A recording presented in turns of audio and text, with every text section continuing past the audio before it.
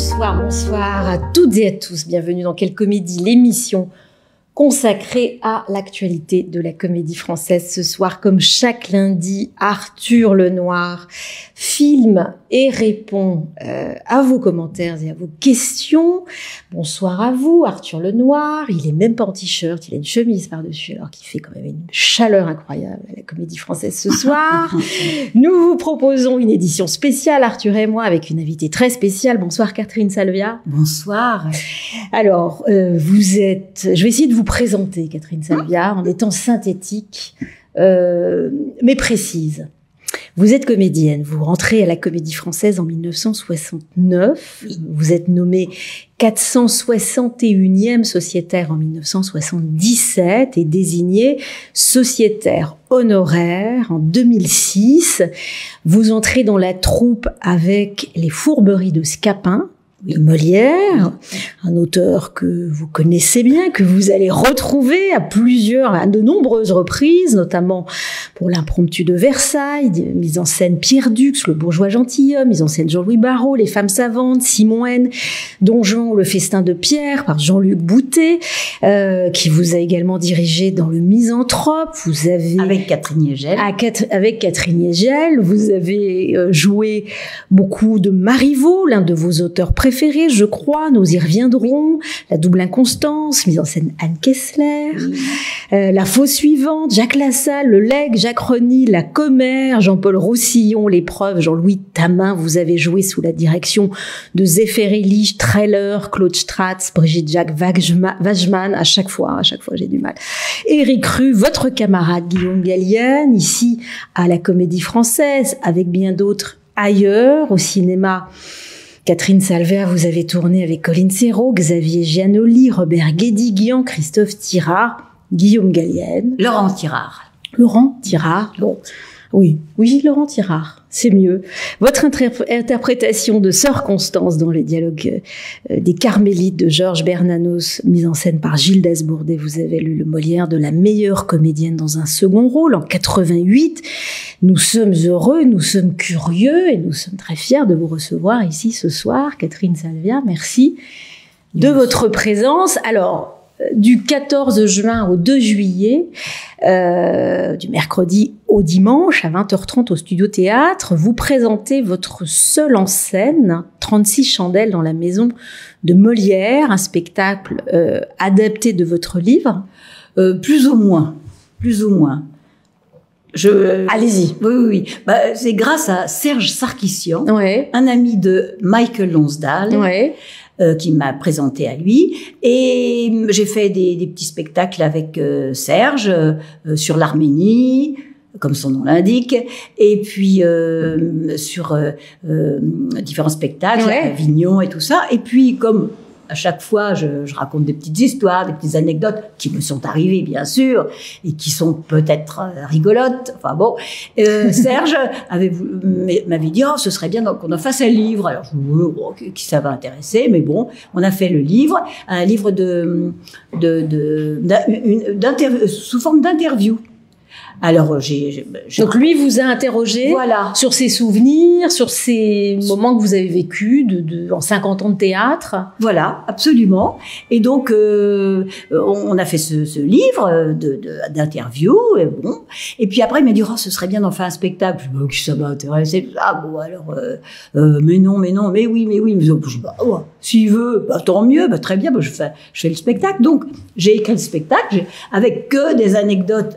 Je prends le fil rouge. Alors, vous avez raison, parce que le livre, c'est le fil rouge de ma carrière à la Comédie Française. Mais là, je commence bien avant le conservatoire. Comment on me dit, mais comment êtes-vous arrivé? J'ai dit, venez voir le spectacle, j'explique tout, tout ce qui vous est arrivé. Succinctement, puisque ça ne dure que 1h05, 1h10 quand même. Est-ce que ce livre, qui est un livre d'entretien, qui a donné lieu au spectacle, est inspiré de votre spectacle de départ Le soir de votre départ de la Comédie Française, de la troupe, oui. vous donnez une sorte de spectacle, je crois que c'est la tradition, oui, qui s'appelle déjà 36 chandelles. Voilà, à la Comédie Française. 36 chandelles. Le bouquin, vous recyclez l'idée.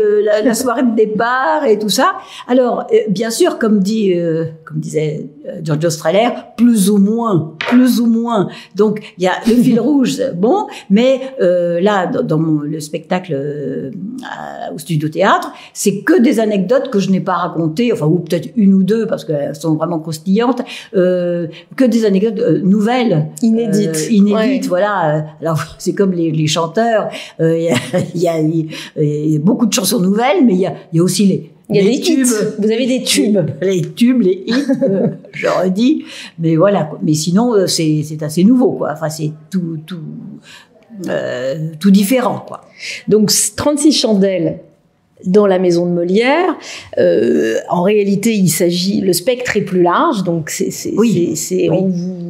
On vous découvre jeune fille, oui, voilà, jeune fille. Oui, donc je l'ai vu, j'ai eu cette chance. Voilà. Et puis on suit ce parcours. On va y revenir. Il n'est jamais facile de quitter la troupe de la maison de Molière, que ce soit d'une manière consentie ou non. Ce sont les mots d'Éric Ruff. Il est même exemplaire, voire miraculeux, d'y passer plus de 30 saisons sans avoir développé une once de frustration ou de regret. Il écrit ces mots à votre sujet, Catherine Salvia, et c'est vrai que le sentiment qui prévaut lorsqu'on lit ce texte et lorsque, comme moi, on a la chance de pouvoir assister à ce seul en scène, c'est la joie. Il y a de la joie, il y a de la reconnaissance, beaucoup. Il est question de mots, de ces auteurs qui ont marqué votre vie. Il est beaucoup question d'amitié. Pas une once de mélancolie, pas un regret. Oh non, quelle horreur.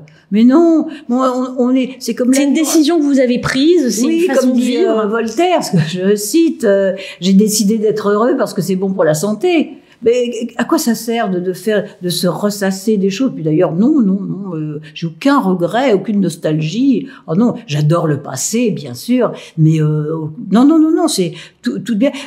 Quand j'aime bien raconter cette histoire. Quand je suis arrivée à la Comédie Française, j'ai eu une loge de pensionnaires à partager avec une amie, Virginie Pradal. Et puis après, quand j'ai eu ma loge de sociétaire, je me suis dit, puis j'aime bien mettre les petits mots, des affiches, des choses que j'aime, des photos et tout ça. J'ai tout mis avec des scotch, des papiers collants. Et je me suis dit, le jour, parce que on reste pas toute sa vie à la Comédie Française, c'est pas une maison de retraite. Donc, le jour où je partirai, je ferai entre guillemets, d'un revers de main, je prendrai toutes mes photos, tous mes petits mots, et puis je partirai comme ça, et effectivement, j'ai fait ça. Au bout de 36 ans, quand même. Bien sûr. Alors ça, j'ai accumulé, mais j'ai fait ça en une journée. C'est-à-dire, j'ai décollé. D'ailleurs, je les ai encore avec les scotch. Je les ai encore à la maison avec les bouts de scotch parce que c'est un symbole. J'ai mis aucun. C'est une location. Alors j'ai mis aucun clou. Rien. Vous n'avez pas abîmé le mobilier ni les locaux. Ah non. Alors, l'histoire commence, je le disais, lorsque vous êtes jeune fille, vous cherchez un peu. Il y a une histoire de licence d'espagnol, je crois, à un moment donné. Oui. Votre maman travaille à l'opéra. Vous allez naturellement vers un milieu qui ne vous est pas totalement étranger. Ah non, le théâtre. J'ai quand même baigné dedans, oui, parce que voilà. Dès votre plus jeune âge, vous êtes quand même dans ce monde-là. Il vous est familier. Oui, parce que maman avait beaucoup de... Qu'est-ce qu'elle faisait, votre maman? Maman, elle était maître de ballet à l'opéra. Et surtout assistante de Serge Liffard, un grand chorégraphe russe dissident. Et donc, elle avait beaucoup, comme elle travaillait presque tous les soirs à l'opéra, mais elle avait des invitations pour le théâtre aussi. Et alors, elle chargeait ses amis qui ne travaillaient pas le soir et tout ça de m'accompagner au théâtre, mais elle disait non, on va pas emmener Catherine parce que elle a classe le lendemain. Alors moi, Mon grand truc, c'était de dire mais non, pas du tout. Je peux très bien me lever très tôt le en matin. mettant couchant très tard. Oui. Et alors, je faisais exprès. Maman me mettait mon réveil, disons à 7h, mais moi je le mettais avant. Et donc je me levais beaucoup plus tôt. C'est pour ça que je dors très peu, mais ça me suffit. Et je mettais le réveil très tôt. Et puis j'étais comme une fleur. Voilà, pour prouver que je pouvais aller au théâtre le soir jusqu'à minuit, parce que le matin, j'étais fraîche comme une rose. Voilà. Alors, vous lancez, vous passez le concours du Conservatoire national d'art dramatique. C'est une scène que vous racontez dans ce spectacle. Alors, je vais avoir du mal à ne pas tout déflorer, mais il faut pas tout raconter. Mais il y a beaucoup d'humour. Oui. Il y a quand même un petit problème d'alimentation avant, donc il y a une sorte de flottement. Oui. Vous rentrez quand même au conservatoire, vous passez un certain nombre d'années. 3 ans. Comme tout le monde. Oui, comme tout le monde. Et vous en sortez, non pas comme tout le monde, avec le premier prix de comédie classique. Oui. Voilà. Pour vous, Catherine Salvia, le théâtre, c'était une vocation? Est-ce qu'on peut parler de ça? Ou c'était une rencontre plus ou moins fortuite parce que, de par votre famille, votre enfance, votre éducation, vous êtes arrivé là et il s'est passé quelque chose. C'est-à-dire, par exemple, je crois comme beaucoup de gens, tout d'un coup on va à l'opéra, on fait « Oh, j'aimerais être danseuse étoile, mais c'est pas possible, il faut, voilà. » Et puis là, le théâtre, « Oh, j'aimerais être comédienne. » Et puis alors, « Oh oui, c'est comédienne, c'est formidable et tout ça. » Et je me suis dit, tiens, je vais apprendre une scène comme ça, et puis j'ai pris la scène du Barbier de Séville, Rosine, et puis j'ai essayé de l'apprendre, puis j'ai pas pu parce que j'avais pas compris comment il fallait apprendre. Apprendre, c'est suer sang et eau. Mais à ce moment-là, vous étiez une jeune fille. Oui, aussi. Qui apprenait l'espagnol. Oui, non, pas encore. Si, j'aimais beaucoup l'Espagne. J'aimais la Russie. Le Barbier de Séville. Voilà, oui, c'est vrai, oui. Et puis alors j'ai fait, oh non, mais c'est-à-dire que je me disais, oh non, je serais jamais capable de faire ça, oh non, parce qu'on me disait, il faut oser. Je dis, oh non, moi j'étais complètement concentrée intérieurement, j'étais tellement timide, tout ça. Je dis, oh non, jamais, j'oserais, jamais, je pourrais, jamais. Voilà, c'est. Et qu'est-ce qui fait qu'à un moment donné vous le faites quand même et ça marche? Je crois que on sait ce qu'on aime, on sait ce qu'on n'aime pas, mais c'est la vie qui vous choisit. Tout d'un coup, Raymond Girard, j'étais timide, et puis je faisais tout, je faisais plein de choses, mais mal, mais je faisais. Alors maman me disait, il faut se concentrer sur une seule chose. Et moi, c'était exactement le contraire. Je me dispersais sur plein de choses. Je faisais de l'équitation, du chant, de la danse, du trapèze, de plein de choses que je faisais mal, mais je le faisais quand même en dilettante, bien sûr. Et alors là, on m'a dit, si tu participes à des cours de comédie, ça te fera sortir de toi-même. Alors bon, je vais essayer. Puis bon, Raymond Girard présente au conservatoire. Il me dit, bon, passe-le, ça, tu seras rétamé au premier tour, mais ça fait rien, ça te fera une expérience. Puis non, je suis Premier tour, juste à la limite. Deuxième tour. Puis après, voilà. Bon, et puis maintenant, allez voir le spectacle. Alors, c'est des hasards, des rencontres et des choses qui vous tombent comme ça. Merci mon Dieu. Voilà. Parce que vous dites quand même cette phrase. Vous reprenez les mots de Goethe, méfiez-vous de vos rêves, ils pourraient se réaliser. Ah, c'est de Goethe alors? C'est de Goethe? Ah oui, alors la phrase, je l'ai un peu prise à Yvonne Godot, qui a écrit un livre qui s'appelle Méfiez-vous de vos rêves. J'ai trouvé ça très beau. C'est de Goethe, je regarde Arthur. Mais oui, mais je savais pas. Je crois que cette phrase est de Goethe. Alors voilà. Dites-nous, vous qui nous regardez, nous écoutez, dites-nous c'est bien cela. Bien sûr, je ne savais pas. Et là maintenant, je vais rétablir. Méfiez-vous de vos rêves. Et alors j'ai vu dans une autre il se réalise. Donc j'ai dit tiens, je vais le prendre pour moi. Je sais pas. Ça revient comme une ritournelle. Voilà. Je veux dire que c'est de Goethe. J'espère bien sûr. Oh non, au contraire. Pas sur un chemin. Non, au contraire. Vous dites également, jouer est un miracle, un si beau cadeau. Oui. Pour autant, vous esquivez beaucoup le côté très sérieux de la chose. C'est-à-dire dans ce spectacle, et puis là, tel que l'on se parle, il y a une forme d'élégance à être voilà, dans le ludique. On n'y a pas, on ne retrouve pas chez vous. En tout cas, vous refusez d'embrasser la part un peu cérébrale, un peu intellectuelle de l'actrice de théâtre. Moi, je suis pas. Ah oui, non, je suis allée. 36 ans à la Comédie Française, ça ne vous a jamais traversé.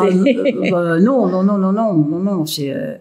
Non, il faut comme dit Henri Salvador, faut rigoler avant que le ciel vous tombe sur la tête, bien sûr, faut rigoler. Mais ça, c'est un choix que vous avez fait dès le départ, parce que rigoler avec Strehler qui vous engueule ou à rigoler. Non, il va pas engueuler, il va jamais engueuler Strehler. Ah, non, pas du tout. Il vous a recadré.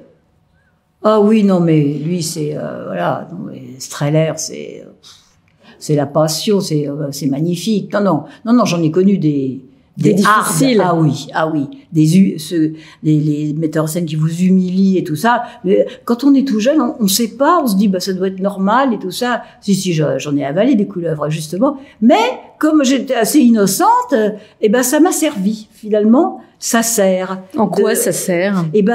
Après, qu'est-ce qui peut vous arriver après? Voilà, on vous dit non, ça vous muscle. Ça vous muscle le moral. Alors, on va peut-être pas raconter l'histoire de Strehler, mais elle est quand même merveilleuse, cette expérience que vous avez eue avec... Oui, il y en a des tonnes. Voilà. Il y en a une qui est décrite dans ce Singulis, dans ce seul en scène. Mais elle est plutôt... Elle est plutôt drôle, elle est joyeuse. Oui, voilà, bien sûr. Il vous arrive... Est-ce qu'on la raconte ou pas? Non. Non, je vois bien que non. Dans ce spectacle, vous déroulez, alors on va pas tout raconter, on va rien raconter même, mais en tout cas vous déroulez, c'est presque 50 ans de vie au théâtre, 36 à la Comédie Française, et à travers le récit de moments saillants, importants dans votre parcours, aussi de petits moments plus sensibles. Vous dessinez une sorte d'autoportrait, vous êtes d'accord avec cette idée-là? Oui, tout à fait. Mais aussi, en creux, vous racontez ce que c'est que la vie d'artiste.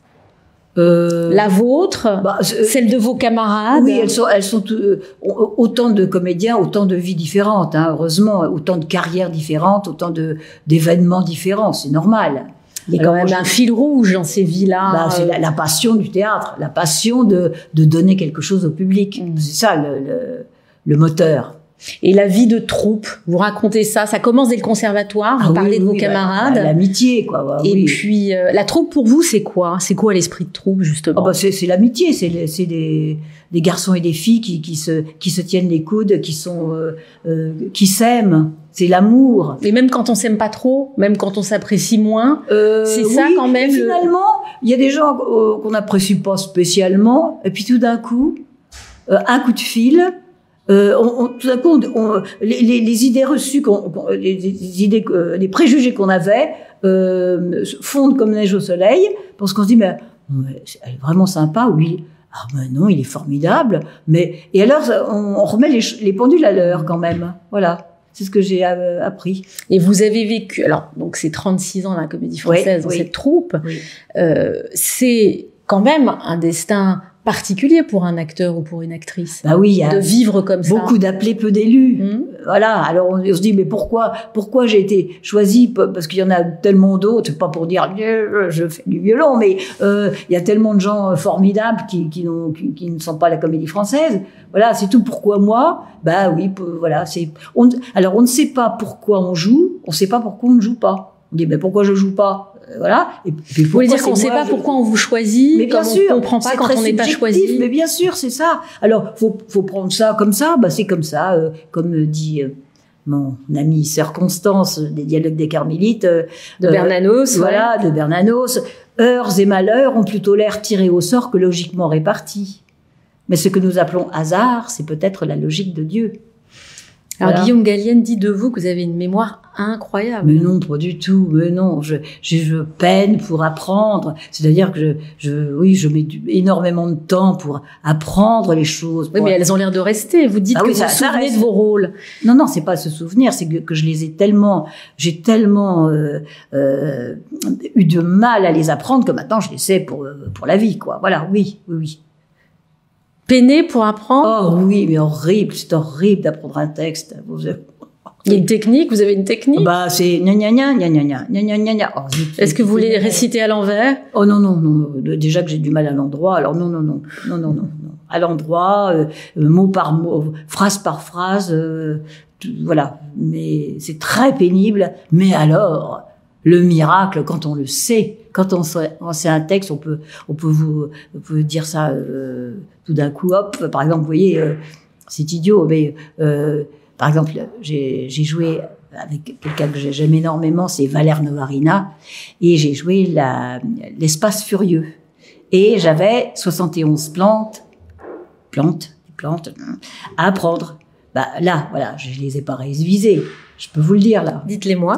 La tramine, l'épieuses, le lactis, les foliacées, les grangettes, la bardane, l'épilobe, la prêle, la fétuque, la brise, le dactyle, le vulpin, le skirpe, la lèche, la lusule, le colchique, le narcisse, l'iris, l'oseille, le mélandre, le coucou, l'œillet, le calta, le troll, la renongule, la cardamine, la parnassie, l'ancérine, la benoîte des ruisseaux, la valériade, la sucisse, la scabieuse, le cou, la campanule, la marguerite, l'arnica, le senson, la carmine, le satifie, le pissenlit, la chicorée sauvage, la pilocelle, la voile muscari, la tulipe sauvage, la petite oseille, la renouée, la dauphinelle, la donide, le pavot, le coquelicot, le fumeterre, le senvé, la ravenelle, le bec de grue, le forbe, la poncée, le liseron, le lamier, la galéops, la menthe, le mélampire, la nièble, le matricaire, l'antémide, la centaurée, le laitron, le circe, les belles de nuit. Ben voilà, c'est un ruban. Alors ce ruban-là, vous l'avez, il est accroché depuis quand? Depuis 2006, quand j'ai été remerciée et honoraire. Voilà. Oui, oui. Et vous, parfois, vous convoquez votre mémoire et des textes. C'est ce que vous faites dans ce spectacle. Il y a plein de choses que vous allez piocher. Oui, y compris des textes, pas uniquement des souvenirs, pas uniquement vos écrits à vous. Oui, par exemple, les textes que je dis, je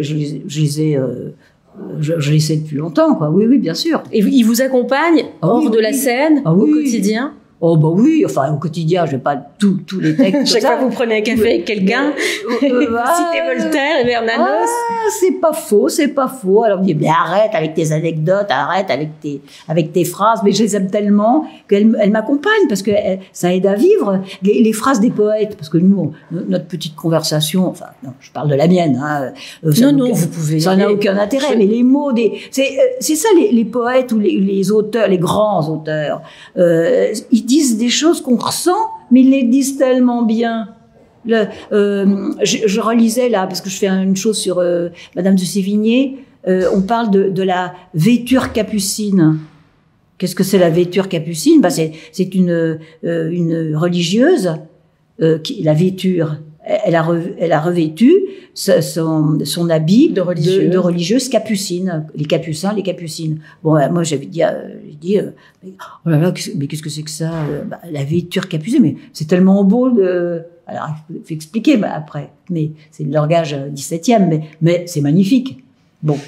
36 ans au Français, et puis ensuite sociétaire honoraire, ce qui veut dire que vous revenez régulièrement sur cette scène de Richelieu, au studio de théâtre. Oui. Voilà. C'est cheminer avec les auteurs, avec les grands textes, avec ce répertoire. Vous parlez de cela. Et vous citez quand même Bernanos, Camus, Louise de Villemorin, Anna Noailles, beaucoup Guitry, que vous interprétez. C'est ça aussi la particularité du français? Mais bien sûr, c'est une chance tellement incroyable. Parce qu'après, on est confronté à des textes, et ça, c'est encore plus difficile d'apprendre, parce que les mauvais textes, les textes normaux, c'est très dur à apprendre, parce que ça n'a aucun intérêt, on les oublie tout de suite. Mais la chance de côtoyer des grands auteurs classiques, quoi, c'est une chance inouïe. On retient mieux les très bons textes, même s'ils sont... je sais pas, en vers, en prose, on retient mieux les très grands textes. Mais bien sûr, c'est une évidence. Même si on n'en comprend pas toute la substance. Tout à fait. Oui. Être actrice de théâtre au Français, c'est devenir aussi une grande lectrice?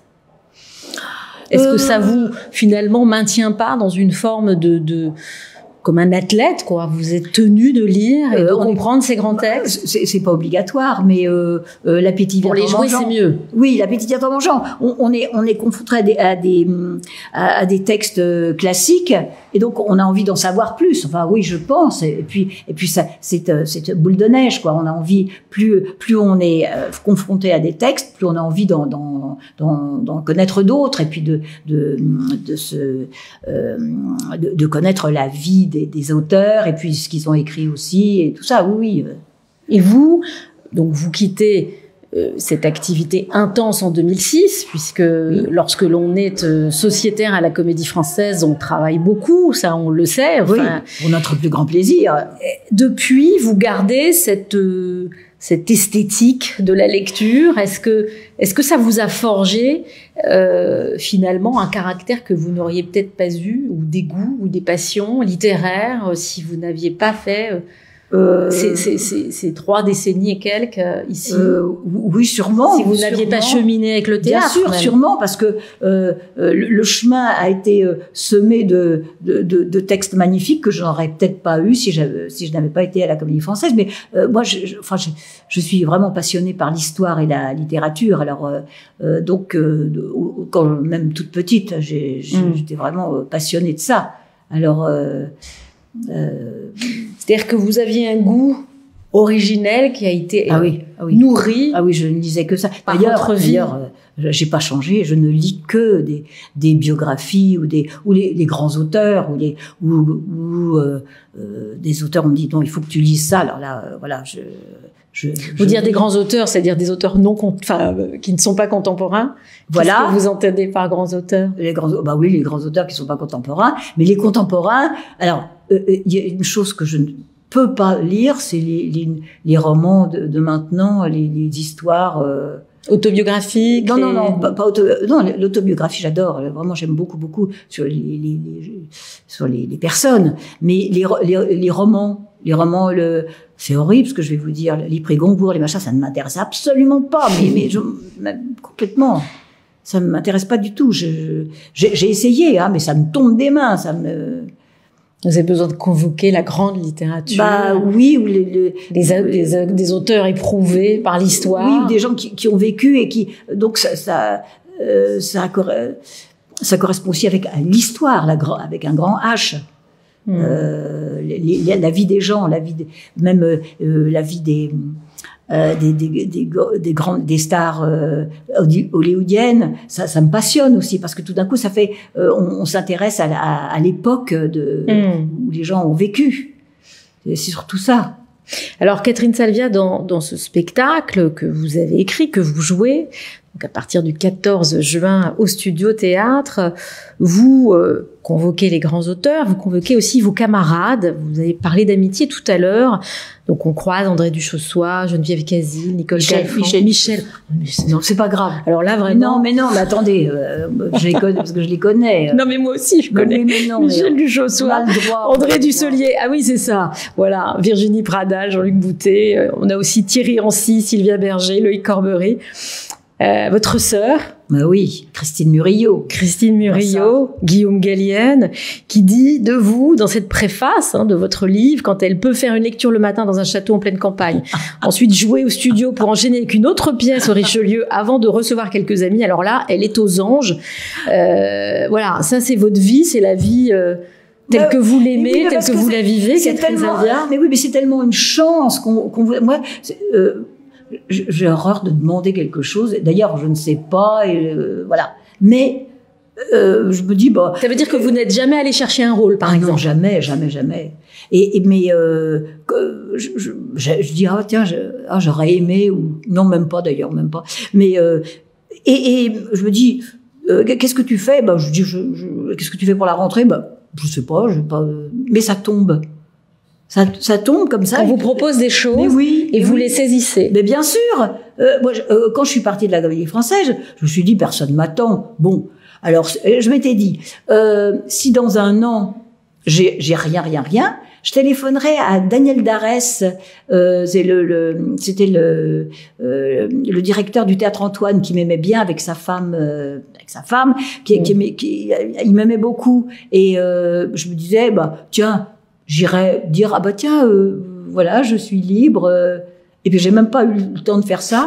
Parce que Pierre Notte m'a téléphoné, Valodia Serre, puis tout d'un coup, hop, et puis ça s'enchaîne, ça j'enchaîne. Oui, là, pour la rentrée, là, j'ai des petites dates de tournée de l'Analphabète que je joue, de Agatha Christophe que je joue beaucoup, et puis des choses. Mais c'est tout. Ben, ça tombe, c'est extraordinaire. Donc merci mon Dieu. Et puis on refuse pas des bonheurs comme ça, parce que et j'ai une chance, c'est que je ne joue que des choses que j'aime. Parce qu'on me dit quel est votre rôle préféré, je dis mais attendez.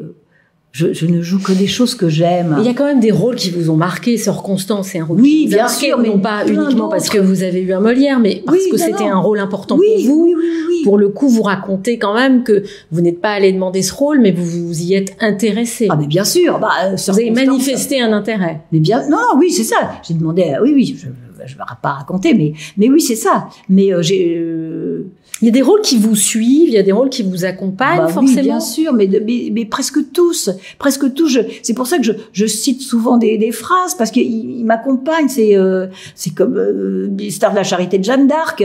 Il vous arrive des choses, et puis dire, alors, qu'est-ce que je vais faire, Et un jour, les Anglais sont partis. Il y a toujours un jour qui n'est pas la même chose que la veille. Avec ça, on fait oh là là là là. Mais c'est vrai. Attendons, ça va. On va voir le bout du tunnel. On le voit, le bout du tunnel. Dans votre vie de femme, vous allez convoquer ces rôles qui vous ont accompagné à un moment donné dans votre vie d'actrice. Oui. Et ils vont vous guider. C'est ce que vous êtes en train de. En tout cas, ils vont vous aider. Oui, mais bien sûr. Bien sûr, parce que quand on joue quelque chose, d'abord, on laisse quelque chose de soi sur le plateau, mais on emmène quelque chose du personnage. C'est-à-dire, on laisse quelque chose de soi. C'est pas innocent quand on y va carrément. Alors, on se prend pas pour, je dis Jeanne d'Arc, mais moi, je suis Jeanne d'Arc j'étais. Maintenant, je ferais Marie Romée, la mère de Jeanne d'Arc, mais bon. Mais d'ailleurs, je le mets à beaucoup de sauces, le ministère de la Charité, parce que je l'aime tellement. Quand on me demande des soirées poétiques, je case un bout de Jeanne d'Arc. Donc, quand on joue Jeanne d'Arc, on est Jeanne d'Arc pendant une heure et demie, puis après, on range son armure, et puis on va prendre un verre avec les copains. Vous voyez, mais on laisse quelque chose quand même de soi, parce que quand on interprète, il y en a plein qui l'ont interprété avant vous, mais c'est ce que disait encore Streller, le plus extraordinaire de tous. Il disait, mais le personnage, c'est toi, c'est personne d'autre ne peut jouer ce personnage ici, maintenant. Alors qu'il l'avait monté en Italie des dizaines de fois avec plein d'acteurs et d'actrices différentes.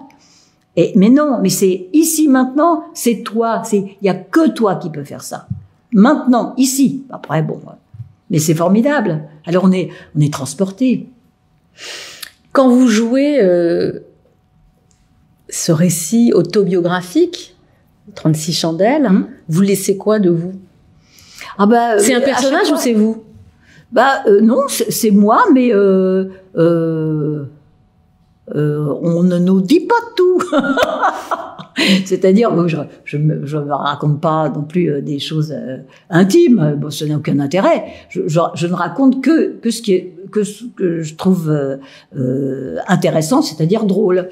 C'est ça. J'allais vous demander comment est-ce que, parce que vous disiez que vous aviez adapté cette interview, qui est une interview qui revient sur des moments importants de votre... Dans le livre. Dans le livre. Oui. Qu'est-ce qui a prévalu dans le choix des passages que vous alliez mettre en scène et que vous alliez jouer, parce que malgré tout vous jouez, oui. dans ce seul en scène? C'est la drôlerie, c'est la joie. Oui. C'est-à-dire, c'est pas pareil. Par exemple, Serge m'avait enregistré et il m'a envoyé l'épreuve pour que je la signe et tout ça.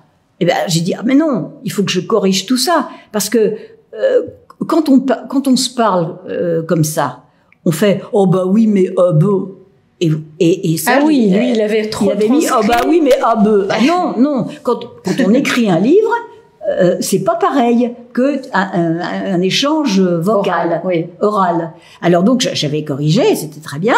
Et puis là, c'est pour ça que c'est pas du tout. C'est ça a à voir plus ou moins, comme des estralaires, plus ou moins. Donc le livre, c'est le livre, mais le spectacle, c'est les gens qui sont dans leur fauteuil. Alors moi, je me mets à la place d'un spectateur. Et je me dis, oui, là, ça, c'est bien, ça t'est arrivé, c'est bien, mais c'est pas parlant, c'est pas rigolo, c'est boutique, quoi, comme, alors que c'est boutique, c'est quoi? On dit c'est boutique, c'est-à-dire ça ne parle qu'à ceux qui font de ce métier-là. Dans n'importe quoi, architecture, ça peut être boutique, architecture. Tandis que là, j'essaye, je sais pas si je vais arriver, à dire que, même si les gens ne font pas du tout de théâtre, ce sont des tranches de vie qui leur sont peut-être arrivées aussi, dire ah oui non ben ah bon alors elle a réagi comme ça, bah oui tiens c'est pas mal de réagir comme ça. Et d'ailleurs j'ai réagi comme ça dans des situations parce que j'avais vu des gens réagir comme ça aussi. Et je m'étais dit tiens c'est pas mal de prendre ça de ce côté-là. Mais de cette façon-là. L'air de rien, parce que tout ça est très enlevé, il y a une joie et une énergie, vous dédramatisez le théâtre. Bah oui, parce qu'il y a pas que des drames. Et la vie de comédienne, de théâtre, d'actrice. Mais oui, parce que c'est je vais pas dire, c'est le plus beau métier du monde, franchement, parce qu'on est, par exemple, je voulais être bibliothécaire, mais je peux être bibliothécaire dans un rôle. Et puis j'ai pas, parce que moi je voulais être bibliothécaire évidemment à la BN, la vraie BN de Paris, rue de Richelieu. Mais quand vous êtes tombée pas très loin, Catherine Salvia, finalement. Exactement. J'ai fait quelques mètres. Mais à la maison, je suis bibliothécaire. J'adore les bouquins, les livres. Non, mais s'il y avait un bouquin à écrire sur mes aventures avec les livres, mais il y aurait. C'est peut-être votre prochain spectacle, parce que. Oui, ça peut. Mais il faut que ça peut être mon prochain spectacle, mais il faut que ce soit parlant pour les spectateurs. Si c'est pas parlant pour les spectateurs, si c'est trop boutique, eh ben c'est pas intéressant, c'est pas bien. C'est comme vous savez des sujets de théâtre qui sont très importants, qui racontent des choses très importantes. Si c'est pas théâtral, on s'en fiche complètement, ça ne sert pas la cause. Enfin, c'est mon opinion. Hein. J'ai vu beaucoup de pièces de théâtre qui traitaient de sujets très sérieux et très très importants et tout ça. Mais on va au théâtre pour voir une pièce de théâtre. Si c'est pas théâtral, il vaut mieux faire une conférence. Qu'est-ce que serait un théâtre pas théâtral? Bah pardon, excusez-moi, c'est chiant. Voilà. Ah bah oui.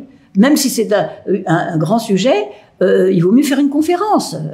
Alors voilà, vous savez à quoi vous en tenir. Une conférence, voilà. D'ailleurs, il ne faut pas que ce soit aussi embêtant la conférence. Mais une conférence, c'est une conférence, et une pièce de théâtre, c'est une pièce de théâtre. Ça qui est le plus dur, c'est de faire dialoguer les gens. C'est très très très dur, ça. C'est ce que vous faites vous dialoguez avec la salle, en tout cas, dans ce spectacle. J'attends pas leur réponse. Non. Alors, vous tout à l'heure, on évoquait les auteurs qui vous accompagnent et surtout le type de littérature que vous aimez. Il y a aussi des mots que vous aimez. Vous aimez les utiliser. Alors, il y a inopinément. Oui. Ça, c'est un. Voilà. Rigolo, quoi. Oui. Vous jouez avec les mots en permanence. Bah, j'aime bien, oui, j'aime bien. Nonobstant. Oui. Bah oui, il faut. Bah oui, mais ça, je le fais en. Vous le faites dans la vie aussi, ou vous le faites que sur scène? Non. Non. Bah non, parce que comme je suis déjà un petit peu désuète, je vais pas en rajouter dans Inopinément, c'est désuet? Ah bon oui, personne ne sait ce que ça veut dire. Les jeunes, ils savent pas ce que ça veut dire. Est-ce que on va revenir sur Bernanos 2 minutes, ou 3 minutes ou 4 minutes, parce que c'est un auteur que vous citez régulièrement. Vous avez joué cette sœur Constance qui qui vous accompagne, et c'est dans votre spectacle, et je ne développerai pas, mais en tout cas l'occasion d'évoquer la foi. C'est un moment un peu singulier dans votre spectacle. C'est une façon, vous ne parlez pas de choses intimes, mais vous évoquez cette partie-là. Bah oui, mais c'est comment on dit alors il y a un moment drôle avec le pape. Oui. Ça, je ne raconterai pas non plus. Subliminal. Je mets des chemins subliminaux. Non mais qui sont destinés à qui, à celles et ceux qui vous connaissent bien, qui sont à moi. J'ai envie de pas. Bah vous savez, les dialogues des Carmélites me suivent depuis très très longtemps, parce que même avant de rentrer chez Raymond Girard, l'histoire. Alors que vous étiez jeune fille. Oui, j'étais au lycée. Avant, voilà. L'histoire me passionnait, surtout les réactions des gens pendant la Révolution. Ça me passionne vraiment. Donc, j'ai lu les dialogues des Carmélites de Bernanos, et là, j'ai eu vraiment un coup de foudre pour Bernanos. Et en plus, alors, la foi. Un coup de foudre de jeune fille. Ah oui, tout à fait. Mais la foi, je veux dire, je n'ai aucun mérite, parce que je l'ai toujours eu, et je ne peux pas ne pas l'avoir, parce qu'il m'est arrivé tellement de choses exceptionnelles, et surtout des trucs d'accidents où j'ai frôlé tout ça. Je me dis mais c'est extraordinaire. Je dis merci mon Dieu, quoi. Voilà, c'est tout. Alors voilà, c'est personnel, et je ne veux pas convertir les gens, mais je veux dire, pour moi, c'est une évidence, tellement je peux pas faire autrement. Voilà, donc je n'ai aucun mérite. Et à un moment donné, tout cela croise le chemin de votre vie de comédienne. Oui, voilà. Donc c'est avec Bernanos, tout d'un coup. Alors j'étais passionnée par les dialogues des Carmélites. J'ai lu du Bernanos, bien sûr que ça, je me suis retrouvée là-dedans, c'était bien. Et puis alors aussi, on me convoque à la télévision pour jouer Sous le soleil de Satan de Bernanos. J'avais 19 ans, et Mouchette, elle a 14 ans. Alors j'ai dit, on me demande, j'y vais. Et enfin, ce serait trop long à raconter, mais c'est un truc tellement incroyable que j'ai joué Mouchette du soleil de Satan, avec George Wilson, Maurice Garrel. Mais ça a été extraordinaire, vraiment extraordinaire. Vous aviez l'âge de 19 ans.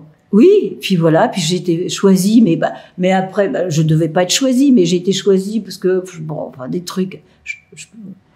Alors, dans votre mise en scène, vous sortez à plusieurs reprises des facsimilés de lettres, de documents, voilà, qui viennent accompagner votre récit. Est-ce que vous conservez, alors les livres, mais beaucoup de souvenirs, de costumes, d'objets, de lettres? Est-ce que tout ça est...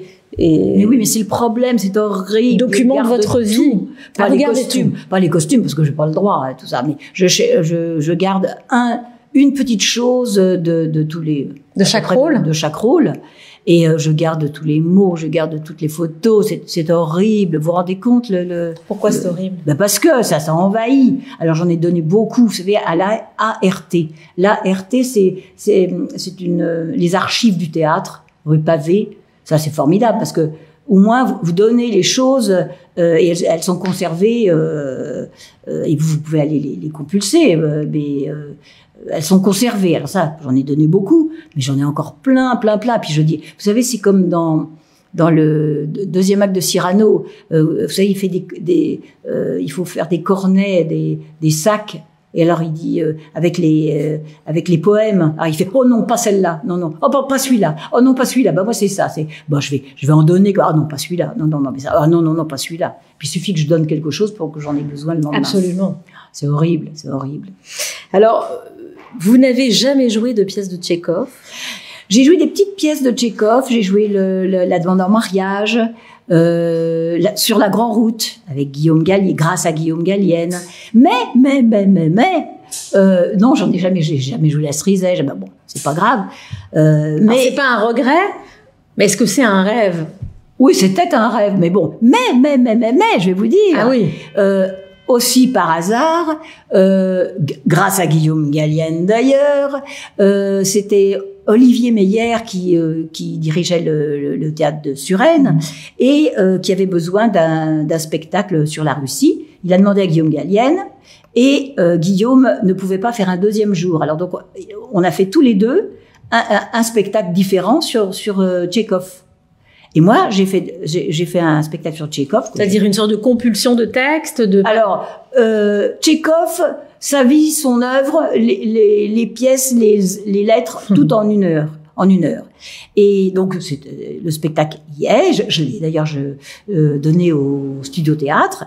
Et là, je me suis fait plaisir. J'ai mis le monologue de Sonia au Clevania.